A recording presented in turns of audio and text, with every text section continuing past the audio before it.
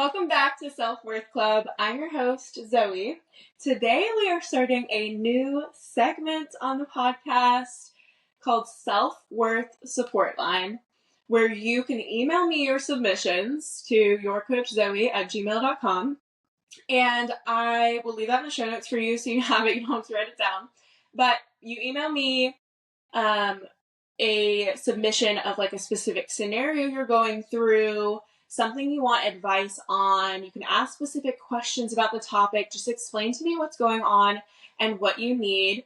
And I will pick certain submissions out that I feel like people could benefit from, read them aloud on the podcast, anonymously, of course, and give you my advice on your situation. I will answer the questions that you put in there and do my best to just coach you through whatever's going on in your life. I'm so excited to get this going because I think that so many of us go through similar situations, and sharing them on the podcast, I'm hoping, can help other people feel less alone in whatever's going on in their life.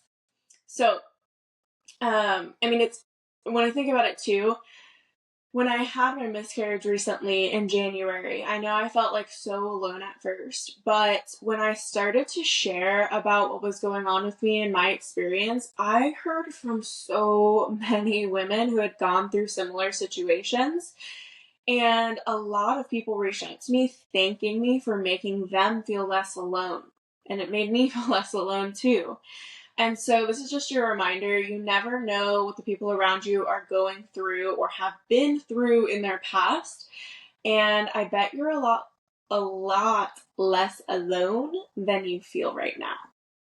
So let's get into the first submission.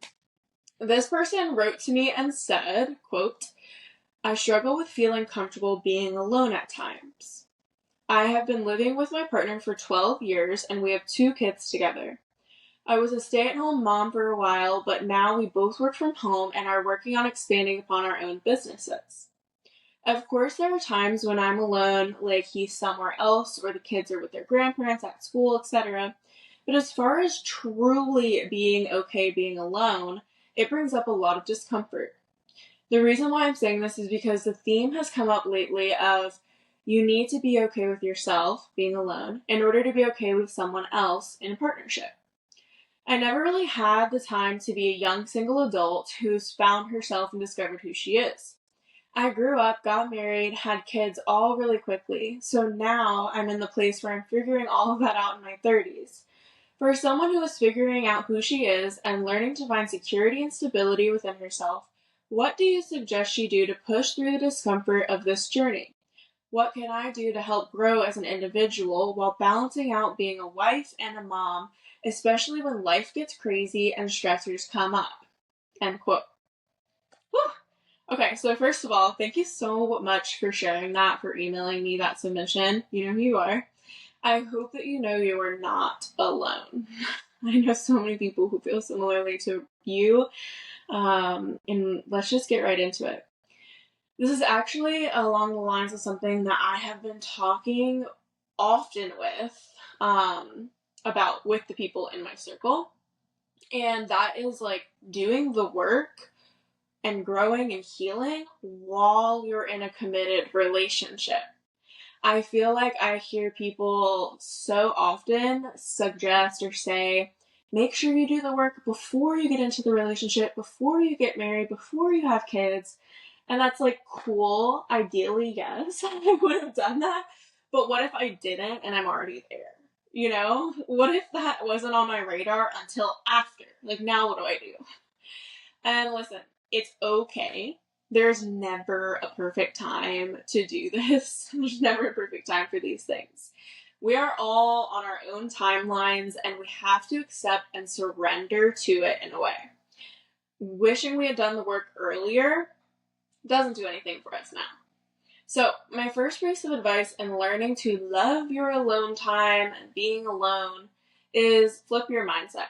Start to view your alone time as an opportunity for more growth, more self-discovery, new hobbies.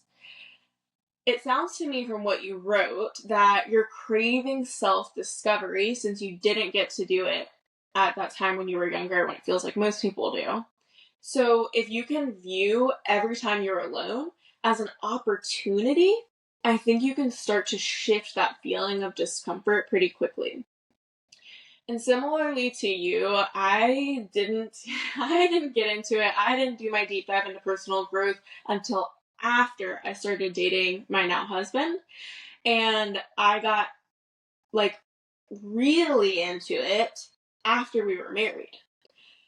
I also used to feel a little uncomfortable being alone because I rarely was. And really, I like to compare this to like starting to exercise a muscle that you've never exercised before. Think about it. It hurts. That shit hurts. It's uncomfortable. You have no clue what you're doing in the beginning. You feel lost. You're constantly sore. But then you start to get the hang of it. You find new exercises that you really love. You get a little bit stronger every day. The soreness isn't so bad, and you actually start to enjoy it. So, hopefully that analogy helps. Step one that I want to give in learning to be alone without your husband or your kids or, whoever's always around in your life is get intentional about your time. Think, what do I want to do? Do you want to learn a new language? Start knitting? Have time for DIY projects around the house? Do you want to build a garden in your backyard? Start reading more? Start working out? Find things that excite you and start blocking out your alone time with intentional activities. Something you can look forward to. And something else a bit slower that I love to do when I'm alone is just sit outside. Sit outside in the sun with my dogs, or go on a walk around the neighborhood, either in silence or with an audiobook or podcast playing in my ear. Like, I just find it so peaceful, and it's something I really, for the most part, just do when I'm alone, so it feels like a treat, And that's that mindset shift there that I was talking about a minute ago. And also think about, like, what is something you used to love to do pre-husband or pre-kids? What are hobbies that you like to pick back up on? This is the perfect opportunity to do that. Highlight the word opportunity. Also, what areas are you looking to grow in right now? You're on that self-discovery journey, you're doing the deep dive. What are a couple topics that you feel like you want to be more well-versed in, that you want to really get into? You can choose to look at this time as an opportunity for study time, to really get into those areas. But again, just getting intentional about it, I think, can help so much. Step 2, create a routine. You mentioned wanting to find a greater sense of stability in your email, and having that sense of stability within yourself can be achieved by creating a routine. So creating a routine for your alone time would be amazing in cultivating this. And an example that I'll give you is when you're alone, you immediately put on your favorite playlist. Put it on in the background, loud on a speaker, or, in your ears. And then you open all the windows in your house. You're setting the mood, right? You start to tidy up your space real quick, make sure things are set up how you want it. You grab a fun drink, you light a candle, you sit down, and you fill in the blank. Putting emphasis on self-care within this routine is really important. That's why I was saying, open the windows, put your favorite playlist on, light the candle, grab the drink, right? Sit down and read, or again, fill in the blank with maybe some of the things I listed above. And again, creating routine or ritual, repeating any time that you're alone is going to help tremendously in feeling stable and less alone. You're going to be excited about that time. You could also create a couple of routines that you alternate between depending on your mood that day. One that gets you outside, like going on a solo date, or one more like the example that I just gave to you. It's a little slow and more self-care centered. I am so tongue-tied today. All right, step 3, Nurture other relationships. I know this one is like, what? But I'm talking about learning to love being alone. But hear me out. So it sounds like you either spend all your time with your husband, kids, or both together, or if you're not with them, you're usually alone. And as you become more comfortable being alone, you might find yourself spending less time socializing. And there's nothing wrong with that, but close connections are still really important. So you could use some of the extra time that you have, the alone time that you have, to catch up with old friends, family, siblings, or even make new friends. Good, healthy friendships enrich your life, and they can actually improve your health. So some things that friendships do for you, good, healthy friendships, is they increase your sense of belonging. They can reduce your stress. They can improve your self-worth, help you cope with traumas, and even encourage you to be the best version of yourself, to keep going on that growth journey and giving you new ideas for it too. I love my husband and our time together so much, but time spent with my girlfriends is just different. The conversations are different, the vibe is different, what we're doing together is usually different. It nurtures a different side of me, and seeing that side of yourself can help so much in your growth journey and just like learning more about you. Like that self discovery is your growth journey, right? So, something to think about. And a few quick suggestions on places that you could find new friends if there's not many relationships you want to rekindle in your life are searching for events in your area on places like Eventbrite or Facebook, and go and be social, right? Just chat with people, exchange Instagram handles, and just like see if you vibe over time. Maybe that's more of like a long-term plan. You could also plan to go to group workouts or meditation circles, yoga classes, Pilates, that sort of thing. These are great options because it's more intimate and you're usually sat next to a couple of people and you can like kind of scan the room and decide like where you want to be, right? Because you can tell, right? I feel like a lot of times you can tell like friends, you're like, she looks cool, I think I would vibe with her, right? So you can intentionally pick like who am I going to sit next to, and squeeze into a place with people who look like your type of friends. Get to know them a little bit, and again, that's more intimate setting, might be a little bit easier to start conversation. And then the last place I was going to suggest is volunteering.